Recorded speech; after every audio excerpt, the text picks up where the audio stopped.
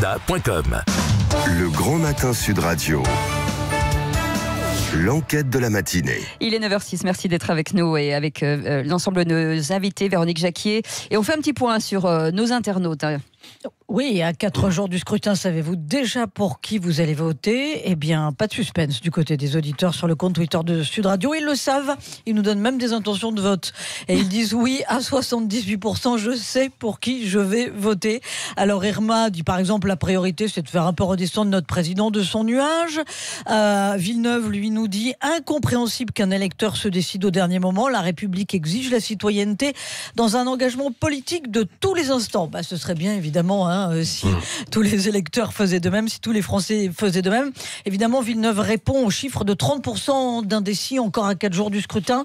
Je vous rappelle qu'en 2014, selon une étude de l'IFOP, 22% des électeurs s'étaient décidés pendant le week-end et 16% le jour même, c'est-à-dire dimanche prochain. Frédéric Dabi, le directeur général adjoint de l'IFOP, ne me démentira pas, je pense. Bonjour Frédéric. Bonjour Véronique, bonjour à tous. Il y a aussi avec nous Pierre-Alexandre Anglade, député de La République En Marche et porte-parole de la liste Renaissance. Bonjour. Bonjour. Bienvenue sur Sud Radio. Merci. Laurent Jacobelli, délégué national du Rassemblement National. Bonjour. Vous êtes sur la liste pour les européennes, mais pas en position éligible. Oui, c'est ça ? tout à fait. J'ai tenu à soutenir mes colistiers. Je suis très heureux d'être sur la liste.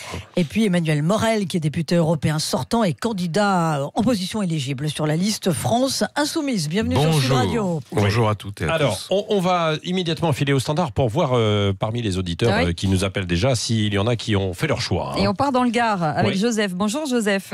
Oui, bonjour. Merci Bon. d'être avec nous. Est-ce que vous savez déjà, Joseph, pour qui vous allez voter vous dimanche ? Ouh là là, alors, en 2 mots, vous avez un beau plateau ce matin. Là, je tiens à leur dire bonjour, Ouais. déjà. Bonjour. Eh ben, toutes les personnes, malheureusement, qui sont réunies sur votre plateau, n'ont pas attiré mon attention. Voilà, c'est un peu- Ah ben non, mais normal. ils ont une demi-heure, 3/4 d'heure pour vous convaincre. Quand Ah même, ben, quoi. alors dites-moi alors je vais leur dire, je les félicite d'avoir autant de temps, puisque les petits partis, eux, ont que 33 ou 34 secondes pour pouvoir s'exprimer. Non, ils ont est 3 minutes 33. non, et Bon, 3 mais ça, minutes c'est dans les 33, spots oui, publicitaires. Oui, exactement, excusez-moi. au niveau Et à du Sud secteur. Radio, on les a accueillis. Et à Sud Radio, Non, on mais leur y a pas de donné du souci. temps de parole. Oui, je sais, je vous en remercie. Donc c'est pour ça que c'est difficile de faire un choix Ouais, aujourd'hui. c'est vrai. Parce que si vous voulez, moi je pense que le citoyen a besoin d'une politique qu'on remette à plat. Et je pense qu'elle peut venir que par des citoyens et des personnes qui ne sont pas, excusez-moi l'expression, des arnaques, des gens qui cherchent à profiter de la situation, parce que depuis des années c'est comme ça chez nous, malheureusement. Ouais. Et tous les personnes qui représentent les partis qui sont sur votre plateau aujourd'hui, j'ai lu certains de leurs programmes et je me retrouve pas dedans. Ouais, vous Parce que retrouvez c'est pas. toujours les mêmes programmes depuis 30 ans, c'est compliqué. Et je pense que les gens n'ont pas compris aujourd'hui au niveau du vote. Je vais finir là-dessus. Ouais, Je fut un temps, ouais. les personnes qui n'étaient pas élues en tant que maire, en tant que député, on les a envoyées systématiquement parce qu'on ne voulait plus les voir. Allez, tu vas aller aux européennes, tu vas être élu. Et c'est comme ça qu'il passait. Et ces gens-là n'ont pas été productifs. Ouais. Voilà, aujourd'hui, l'Europe, on est marié avec l'Europe. Il faut des gens qui sont au pouvoir de nos gouvernements, Ouais. qui ont une grosse expérience et qui défendent vraiment nos valeurs terroirs, tout ce qu'il y a, Ouais. tout ce que la France propose. Et j'espère que ça sera ça. Et je pense qu'il n'y en a pas un parti aujourd'hui Ouais. qui appuie vraiment là-dessus. Ouais. Voilà. Bon, Mais ouais. Joseph, vous allez Oui. voter. Et vous avez voté ou pas alors, Joseph ? Moi, je vais voter pour ma propre liste, voilà, tout simplement. Ah oui, d'accord. Vous êtes sur une liste et d'accord. Je suis Bon, sur une liste, mais bah, j'appelle pas pour ça. dites-le au passage. Bah, hein, dites-le. dites-le au passage. Non, vous êtes mais sur quel- ça va fâcher du monde, parce que Mais non. notre tête de liste, M. Christophe Chalençon, n'est pas à des moments donnés Ah, apprécié. Chalençon. Ouais, Chalençon, Voilà. qui est. Voilà. Moi, ouais. je le côtoie depuis des années. Je veux finir là-dessus. Je suis pas là pour parler de nous. Vous voyez, la preuve. Je dis simplement, c'est un homme de valeur, même si des fois il a l'air au bureau comme ça, mais c'est quelqu'un Non, mais- qui a de ouais, la valeur. ouais, bon. Moi, Non, mais je suis les gens de valeur. Merci en tout cas pour votre transparence. Vous êtes allé jusqu'au bout. Et puis vous avez raison. Il faut s'expliquer et ça lance bien le débat. Hein. D'ailleurs, je me retourne vers tous les invités et peut-être d'abord d'un petit point, Frédéric Dabi.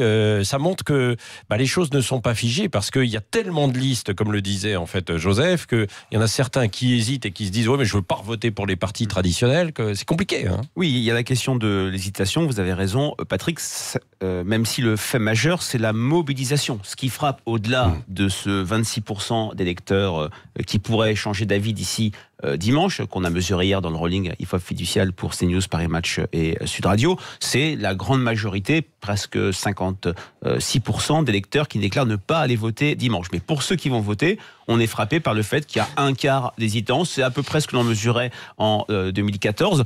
Il y a toute une série de choses. L'entrée tardive en campagne, vous le disiez, l'offre électorale particulièrement éclatée, notamment à gauche. Quid de cette hésitation entre des électeurs qui pourraient voter pour la liste France Insoumise, pour la liste PC, pour la liste Génération, pour la liste Europe Écologie Les Verts, voire Parti Socialiste. Cette hésitation peut créer la surprise. On se souvient en 2009 que l'hésitation était très forte à gauche et au centre, et c'était Europe Écologie Les Verts avec Danny Cohn-Bendit qui en avait profité en coiffant tout le monde dans les derniers jours. C'est vrai qu'il y a toujours une surprise un peu. Il y a quelqu'un qui en profite. Alors, non, plus ou moins, c'était Jean-Luc Mélenchon. Alors c'était pour la présidentielle. Là, la surprise, on l'avait quand même vu dans notre rolling. Oui, c'est vrai. La très forte poussée de Jean-Luc Mélenchon, notamment après le premier débat du 4 mars, et c'était la vraie dynamique de la campagne, même si. Et la vraie dynamique, elle est où là alors ? Là, pour l'instant, je dirais qu'il n'y a pas de dynamique particulière. Il y a la reproduction du schéma présidentiel. Il y a eu la République En Marche, depuis que le président est entré en campagne, a stoppé l'hémorragie qu'on voyait dans notre enquête quotidienne. On était passé de 25% à peine 21% il y a quelques semaines. Mais cette entrée en campagne a aussi remobilisé des électorats voulant sanctionner le président de la République, Rassemblement National et un degré moindre France Insoumise. Oui, France Insoumise qui a du mal à décoller dans cette campagne, Emmanuel Morel. Non, vous êtes allié, vous, en fait, de la France Insoumise. Ouais. Je dirais pas ça, les salles sont pleines et les gens écoutent nos messages. Je reviens quand même sur l'appel de votre auditeur. Je mets de côté Joseph, le fait qu'il est d'ores et déjà engagé. Ce qui est intéressant, moi c'est pas tellement l'hésitation qui m'inquiète, c'est l'abstention évidemment, parce qu'une abstention prévue autour de 55-60%, là c'est quand même considérable. Je crois quand même, si on prend un tout petit peu de recul, que ça tient aussi aux questions européennes elles-mêmes. C'est-à-dire que les gens ont tellement l'impression que la construction européenne se fait à côté d'eux, voire contre eux, qu'il y a une hésitation à aller voter. Je rappelle quand même que le principal problème... J'écoutais ce matin, je crois que c'est sur votre antenne, un reportage sur le Brexit. Les gens ils comprennent pas parce que les Anglais ont voté pour partir et là ils vont voter pour revenir au Parlement demain. Et d'ailleurs ça crée en Angleterre un climat quand même assez particulier. Mais c'est la même chose pour nous en France. On a voté en 2005 pour le non au traité constitutionnel européen et 3 ans après il y avait le traité de Lisbonne qui reprenait à peu près les mêmes dispositions. Et d'une certaine façon, moi mon expérience de parlementaire européen, en 2015 il y avait une crise grecque, vous vous souvenez, crise de la zone euro, on menace les Grecs de partir, ils votent à 2 reprises, ils votent contre le mémorandum de l'Union européenne et finalement on les oblige à l'appliquer quand même. Donc ce rapport un peu compliqué à la démocratie, à la souveraineté, je pense que ça contribue quand même à cet éloignement des questions européennes. Mais la deuxième chose, il y a une raison plus française, à mon avis, qui crée une forme de circonspection, c'est qu'on nous explique maintenant depuis 1 ou 2 mois, et c'est quand même la stratégie qui a été choisie par M. Macron, et c'est encore renforcé dans la presse régionale hier, que finalement le seul vote qui compte, la seule alternative qui compte, c'est soit lui qui représenterait le progrès, soit le Front National. Et évidemment, il faut rappeler à vos auditrices et à vos auditeurs que c'est une élection à un seul tour, que c'est à la proportionnelle, et que évidemment, on n'est pas dans un duel ou un duo joué d'avance, mais qu'il y a une offre politique. Et nous, on estime d'ailleurs qu'on est en quelque sorte une alternative à ce faux duel, à ce faux duo. Oui, avec une dramatisation en quelque sorte aussi. Pierre-Alexandre Anglade, vous êtes député de la République En Marche. Vous savez, moi, d'abord, avant de répondre à ça, je vais rebondir sur ce que disait votre auditeur. Joseph, mais aussi de côté son engagement politique. Mais là où il a dit quelque chose d'assez vrai, c'est qu'il y a la perception de notre pays que le Parlement européen a souvent été utilisé par les partis politiques comme étant la seconde division de la vie politique nationale, où on recasait comme au purgatoire les membres un peu encombrants de sa famille politique. Pas totalement faux, non ? Ou les défaits des scrutins passés. C'est un sentiment qui a pu exister parce que certaines familles politiques, pas forcément représentées ici autour de cette table, mais d'autres familles politiques, et je pense en particulier au Parti des Républicains, avaient tendance à faire du Parlement européen, je vous disais, un purgatoire où on envoyait les anciennes gloires de la vie politique nationale à qui il fallait bien donner un mandat. Et cette trahison de l'ambition européenne, au fond, a alimenté aussi la distance et la défiance qu'il peut y avoir chez les Français envers les institutions européennes. La deuxième chose, c'est que depuis 2005, effectivement, les Français, en ayant contourné leur vote, ont le sentiment que lorsqu'ils s'expriment sur l'Europe, ils ne sont pas écoutés. Et que par ailleurs, le référendum de 2005 a créé de grandes fracturations au sein des grandes familles politiques françaises traditionnelles, je pense au Parti des Républicains et au Parti Socialiste, qui étaient profondément divisés sur la question européenne et donc qui ont cessé de parler d'Europe. et qui ont abandonné le débat politique européen à des formations, au Rassemblement national, à la France insoumise. Et en réalité, il n'y a eu qu'un discours plutôt négatif sur le sujet européen parce que les grands partis qui auraient dû nourrir une ambition pour l'Europe ne l'ont pas fait pendant longtemps. Ouais. Ensuite, sur la polarisation du débat. Je trouve que le procès qui est fait au président de la République est quand même excessif. Moi, je rappelle une chose, ça fait près d'1 an et demi que un certain nombre de formations politiques dans notre pays, et en particulier la France insoumise, nous rappellent, ou en tout cas veulent faire de cette élection un référendum contre l'action du président de la République. C'est pas Emmanuel Macron qui a dit on va faire du 26 mai un référendum pour ou contre mon action. Ouais. C'est le Rassemblement national, c'est la France insoumise qui ont expliqué que le 26 mai devait être une élection pour battre le président de la République et non pas pour l'avenir de l'Europe. Le fait qu'ils se mettent en première ligne et qu'ils disent c'est moi ou le chaos.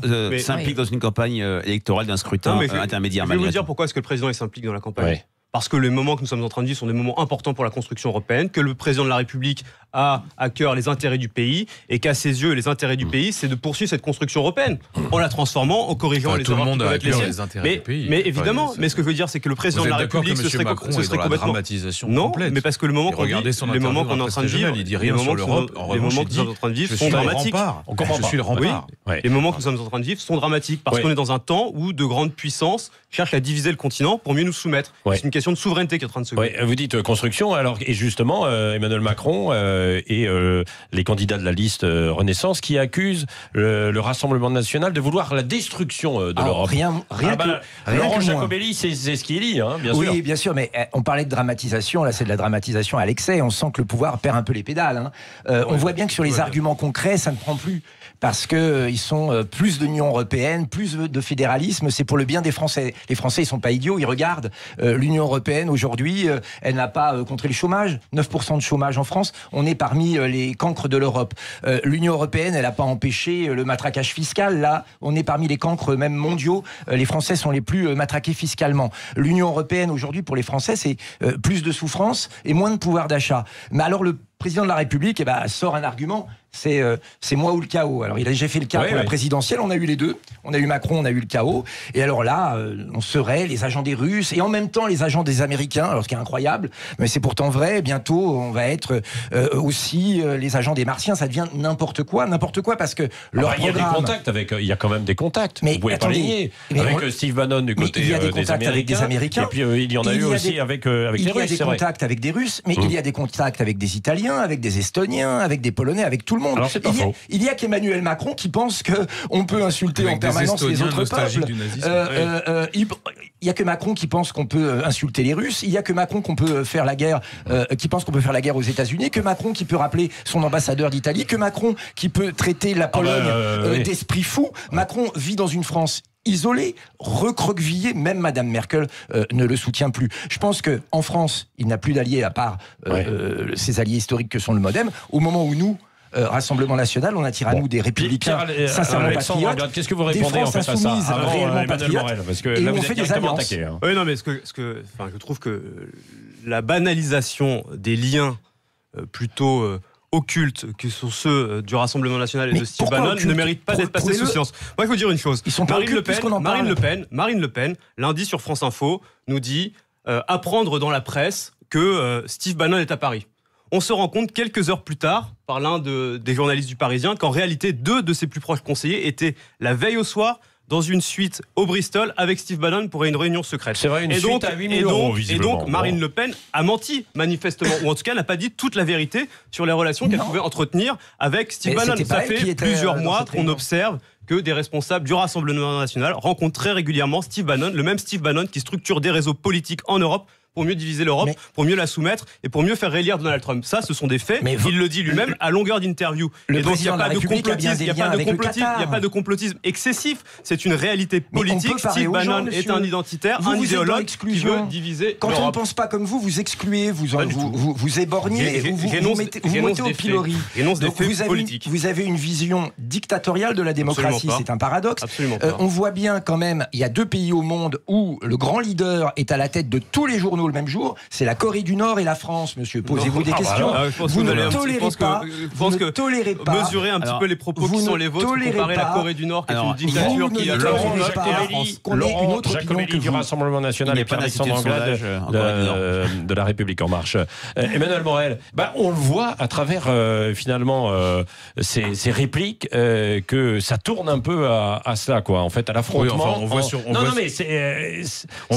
Un peu une réplique grandeur, pas grandeur nature, mais presque de ce qui se passe. Mais justement, on voit surtout que c'est surjoué.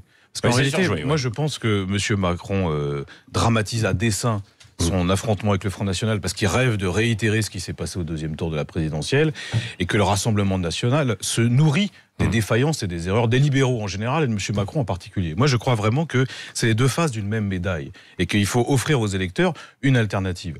Quand on parle du Rassemblement national au Parlement européen, moi, je ne vais pas parler de trucs occultes, je vais parler de la réalité. Ouais. D'abord, vous parliez de cancres. En effet, c'est les cancres du Parlement européen.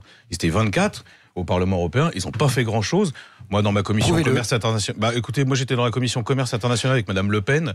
D'abord, elle venait une fois sur 10, et en plus sur tous les traités de libre-échange, ils n'étaient jamais là au moment où on avait le débat, notamment le TAFTA, CETA, GEFTA. Mais surtout, vous n'aura pas échappé, mais surtout pas majoritaire au Parlement européen. Non, malheureusement, ça vous interdit pas de travailler. Moi, j'étais pas majoritaire, j'ai travaillé. La deuxième chose, quand même, les députés français les plus présents. La deuxième chose, la majorité et Rassemblement national. Laurent Jacobelli. Ça, c'est sur les votes, ça n'a rien à voir avec le travail en commission. La deuxième chose, c'est qu'il faut quand même qu'on parle des alliés des uns et des autres. Et moi, je voudrais parler de vos alliés à vous, parce que il y a des gens qui s'apprêtent à voter pour le Front National parce qu'ils sont en colère. Ils ne sont pas tous forcément d'extrême droite. Ouais. Pour la France insoumise aussi, il y en a qui sont en colère. Évidemment, mais là je m'adresse à ceux qui pourraient hésiter, il en existe. Quand même, la réalité des alliés de Mme Le Pen au niveau européen, il faut quand même en parler, parce que là vous parlez de Bannon, mais moi je vais vous parler de l'extrême droite allemande. L'AfD, c'est quand même des néo-nazis. Ah, monsieur, vous dites n'importe quoi. L'extrême droite italienne. Monsieur Salvini, d'ailleurs, qui n'est pas plus patriote que Mme Le Pen, puisque c'est lui qui, aujourd'hui, en Italie, est en train d'ouvrir les marchés aux Chinois. C'est pour des gens qui s'estiment patriotes ou nationalistes. Vous êtes plus dur avec nous qu'avec M. Macron, c'est étonnant. Pas du tout, moi, M. Macron, je le combats avec constance depuis qu'il est élu. Mais enfin, je voudrais pas non plus. C'est peut-être pour ça que vos électeurs viennent je voudrais pas qu'on vous exonère de votre nullité au Parlement et de côté fallacieux de vos arguments. Vous savez, quand on insulte, c'est qu'on n'a pas grand-chose à dire, monsieur. Mais moi, je ne vous insulte pas, je suis très courtois. Je dis juste que en opposition frontale avec vous. Et d'ailleurs, je suis désolé, mais enfin, le combat contre l'extrême droite, il a structuré mon engagement depuis 20 ans. C'est pas, ça ne commence pas aujourd'hui. Vous voyez. Moi, je pense que vous êtes vraiment d'extrême droite. Et c'est en ça que vous êtes dangereux pour l'Union européenne et pour la France. Mais ce que je constate quand même, c'est que c'est l'échec des libéraux, représenté par M. Macron, qui vous nourrit. Et c'est pour ça qu'il faut sortir, vous le disiez à l'instant, vous avez raison, de ce faux duo, de ce faux duel, et chercher d'autres réponses. Je pense que nous en incarnons une. Justement, il y a des auditeurs quand même qui s'interrogent, qui disent pour voter, il faut lire les programmes, il faut regarder le travail fait sur le terrain. Et on a du mal justement à lire les programmes et à être suffisamment renseigné sur ce que propose chaque parti. Et c'est vrai que cette campagne, elle est toujours basée sur l'affrontement et sur le duel majoritairement entre La République En Marche et le Rassemblement national. Qu'est-ce que vous vendriez le mieux de l'Europe, vous, Emmanuel Morel, vous qui êtes député européen sortant? En un mot, on veut faire aimer l'Europe, on veut faire... Un mot. Moi, je pense que le principal problème, c'est que l'Europe était censée être un espace de coopération et de solidarité, et qu'en réalité, depuis, on va dire, une vingtaine d'années, c'est un espace de compétition et de concurrence. Et que si on n'est pas capable de rompre avec cette logique, qui est dans les traités européens, alors en effet, les gens vont se détourner de plus en plus de l'Europe. Je vous prends un exemple. Travail détaché. Vous avez aujourd'hui des salariés qui viennent en France sur le même travail, mais qui payent 2, 3, voire 10 fois moins de cotisations sociales qu'un travailleur français. Évidemment, ça, les gens ne comprennent pas. De la même façon, on dit l'Europe qui protège les entreprises, les savoir-faire, mais c'est pas vrai, puisqu'on signe toujours plus de traités de libre-échange qui n'ont qu'un seul objectif, c'est baisser nos normes sociales, nos normes environnementales, nos normes alimentaires. Donc si vraiment on veut sauver l'Europe, alors il faut renverser la table et sortir d'une logique mortifère, qui est celle des traités européens aujourd'hui. Et c'est pour ça que moi je pense protectionnisme solidaire, ça c'est très important, justice fiscale, et puis d'un mot enfin, la question de la transition écologique, ça peut pas être que des mots. À un moment, il faut des actes concrets, et les actes concret, ça doit se traduire dans les textes européens, ça n'est pas le cas aujourd'hui. Dans un instant, vous allez pouvoir réagir. Donc, Laurent Jacobelli, vous vouliez ajouter un mot, Frédéric Dabi, non ? Non, c'était par rapport à ce que disait Véronique. Une des cause majeure de cette abstention massive qui, il faut le dire, s'inscrit dans un cycle abstentionniste très très fort. N'oublions pas qu'aux élections législatives, première élection nationale depuis le début de la Ve République, où l'abstention dépasse 50%. Pour cette élection européenne, il y a beaucoup d'électeurs qui s'inscrivent dans une logique de vanité du vote. Voter pour les européennes, c'est vain, car on ne voit pas le lien entre en quoi mon vote va transformer ma vie quotidienne. Les Français le voient bien sur l'élection présidentielle, ils le voient encore plus sur les élections municipales. Voter pour telle ou telle liste peut changer ma vie dans la ville. Le souci, alors que l'Europe a des effets sur la vie quotidienne, positif ou négatif, c'est pas à moi de le dire, mais il y a des fonds européens, etc. C'est que les Français ne voient pas en quoi sert le vote. Dans un instant, on poursuit juste après une petite pause. Savez-vous déjà pour qui vous allez voter? On en débat avec l'ensemble de nos invités. Vous avez peut-être changé sur les réseaux sociaux. Et puis vous nous appelez 0826 300 300. On attend vos appels dans un instant. Et continuez bien sûr à commenter sur les réseaux sociaux. 9h27, c'est le Grand Matin Sud Radio. Conditions sur opel.fr. Le Grand Matin Sud Radio. L'enquête de la matinée. 9h31, merci d'être avec nous. C'est la deuxième partie de notre débat qui est plutôt assez mouvementé, que ce soit sur les réseaux sociaux ou chez nous, à l'intérieur. Et on vous parle bien sûr des européennes à 4 jours des élections. Savez-vous pour qui vous allez voter? D'ailleurs, je fais une petite mise au point parce qu'il y en a par exemple qui disent tiens, il n'y a pas de LR sur le plateau. Alors évidemment, j'allais en parler, non mais c'est vrai, Véronique, d'une part, on ne peut pas inviter en fait tout le monde. Il en manque 31. D'autre part, on tient un tableau de bord sur le pluralisme et d'ailleurs, Michel Léridon, qui était là du CSA, disait qu'on était sans doute à Sud Radio, la radio qui donnait le plus la parole effectivement à l'ensemble en fait des partis qui se présentent, et après on tient les comptes, on donne effectivement, et puis mais j'ai proposé à des gens justement des LR d'appeler. Non mais il y en a, il y a des LR qui il y en avait hier matin avec François-Xavier Bellamy, et il y en avait un ce matin sur ce sujet à 7h10. C'était Philippe Meunier, membre donc des Républicains, qui a largement pu s'exprimer sur la question. Voilà. Et des Verts et tout le monde. Donc on encourage les auditeurs à aller sur le replay. Alors qu'il en soit, vous nous appelez 0826 300 300, n'oubliez pas. Parmi les réactions, c'est toujours oui à 77% pour dire que nos auditeurs savent pour qui ils vont voter. Ils font d'ailleurs part pas mal de leur intention de vote. Alors effectivement, il y en a qui disent pourquoi il n'y a pas de Républicains sur le plateau, parce qu'ils nous disent clairement qu'ils vont voter Bellamy. Ensuite, il y a les partisans du Frexit avec monsieur Asselineau. Ils sont très mobilisés. Ils appellent aussi. Beaucoup toujours. Ils sont pris l'IFOP. C'est un courant qui se mobilise énormément. D'ici vendredi sur Sud Radio aussi. Et puis après, il y a des auditeurs comme Alexandre qui s'interrogent aussi sur le fait qu'il n'y a toujours pas d'affiches ou très peu d'affiches, notamment sur les panneaux d'affichage, c'est le cas de le dire. Le problème, c'est qu'il manque plein de candidats sur les panneaux d'affichage. Et les médias ne parlent que du choc Macron-Le Pen. Donc on en revient toujours à ce choc qui engendre quand même aussi une forme de stérilité, puisqu'on ne parle pas d'Europe et qu'on ne parle pas du fond. On va évoquer ça dans un instant avec Frédéric Davy. Laurent Jacobelli, vous avez été attaqué et bousculé un petit peu par Emmanuel Morel de la France Insoumise. Attaqué, non, j'ai l'habitude, mais il parle de faits, c'est ce que dit Emmanuel Morel. J'ai l'habitude, mais je ne vais pas rentrer dans ce genre de polémique, parce qu'à 4 jours, non mais je vais vous dire pourquoi, parce que c'est une tactique. À 4 jours du scrutin, on nous sort toujours tout un tas de faux dossiers comme ça, du fond de tiroir, pour éviter de parler du fond. Moi, j'ai envie de parler du fond, parce que je pense que c'est ces insultes-là, ces joutes verbales-là qui font que les Français se détournent des urnes. Moi, j'aimerais dire pourquoi c'est important dimanche d'aller aux urnes. C'est le choix entre 2 Europes qui va s'imposer aux Français. Soit l'Union européenne de M. Macron, qu'il veut toujours plus fédérale. C'est son but, c'est sa ligne politique. Soit la nôtre. Est-ce que les Français veulent toujours plus d'immigration par manque de contrôle des frontières? Ils disent clairement non. Monsieur Macron, c'est 400 000 migrants légaux par an. La ville de Paris, en un quinquennat, 2 millions. On continue ou on arrête? Est-ce qu'on continue ou on arrête avec les travailleurs détachés? 525 000 travailleurs détachés en France, qui d'abord occupent des emplois qui pourraient être occupés par des travailleurs français, mais qui payent leurs charges sociales dans leur pays d'origine. Ça veut dire entre 700 millions d'euros et 1 milliard d'euros qui ne vont pas dans les caisses de la sécurité sociale ou de l'assurance maladie, au moment où on demande aux Français de travailler plus.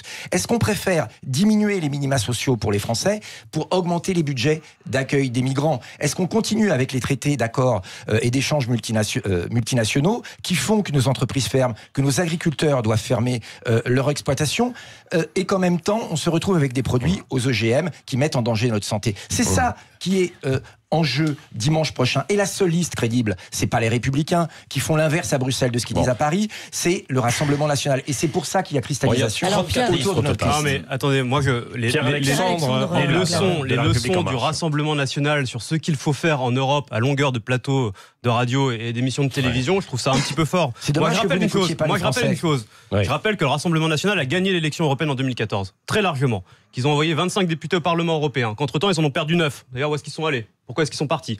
Ensuite, sur tout ce que vous proposez, vous parlez d'immigration à longueur de journée. Oui. Moi, je rappelle que toutes les mesures de protection supplémentaire, d'organisation de l'immigration, de réforme du droit d'asile en Europe, vous êtes systématiquement opposés. Lorsque l'on propose de renforcer les frontières extérieures de l'Union européenne, en renforçant Schengen, en mettant plus de moyens, vous vous y opposez. Qu'est-ce que vous voulez faire sur les frontières nationales ? Vous voulez remettre des douaniers ? Vous voulez empêcher aux frontaliers d'aller travailler tous les jours ? Non, pas ceux du qui sont tout. dans une voiture, qui vont en Allemagne, qui vont en Belgique, qui vont au Luxembourg quotidiennement. Vous avez une porte. Qu'est-ce que vous voulez faire ? Vous avez une porte chez vous, vous contrôlez qui rentre et qui sort. Ensuite, sur l'industrialisation, vous nous parlez d'industrialisation et de la désindustrialisation. Ne vous énervez pas, à longueur de journée. Non, mais je réponds à ce que vous dites. Parce que vous mentez aux Français à longueur de micro, monsieur. Je vous rappelle une chose.